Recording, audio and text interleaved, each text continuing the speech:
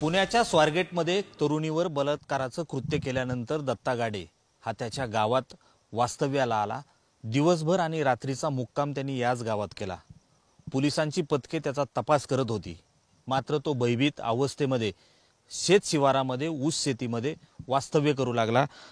अखेर आज रात्री त्याने पोलिसांसमोर सरेंडर केलं। मात्र हे सरेंडर होण्यापूर्वी ग्रामस्थांशी त्यांनी संवाद साधला। ग्रामपंचायत सदस्य आहेत गुणाटगावचे तेजस भगत। ज्यावेळेस तो शेतातून बाहेर आला ना त्यावेळेस मी पूर्ण भयभीत झालता आणि दुसरी गोष्ट म्हणजे त्याला हे समजून आलं होतं की गाव काय आपल्या सपोर्ट करत नाही, तर मग आता काय करायचं हे त्याच्या प्रश्न होता। आणि ज्यावेळेस तो बाहेर आला त्याच्या हातामध्ये एक रोगरची बाटली होती, औषधाची बाटली होती। परंतु मग ती आमच्या दोन सहकार्यांनी पाहिल्यानंतर त्याला झडप घातली आणि मग त्या गोष्टीतून तो त्याला वाचवलं गेलं।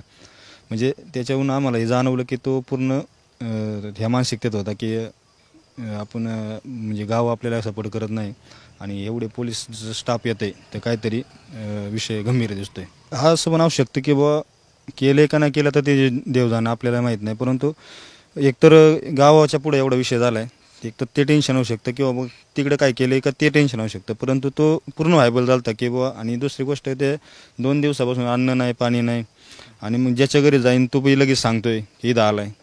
म्हणजे त्याची मानसिकता पूर्ण हे झाली की बुवा आता विषय संपल्यात जमाय। जर ते एवढे पोलीस स्टाफ सगळ्या गोष्टी येत आहेत त्यावर ती काहीतरी विषय गंभीर आहे आणि तू पळून याच्यात तुझा उपयोग होणार नाही। जेवढं तू पाळणार तेवढं ग्रामस्थांना त्रास होणार, तेवढं गावची बदनामी होणार आणि तुलाही त्रास होणार। त्याच्यापेक्षा तू आपलं काय असेल ते कारवाईला सामोरं जा।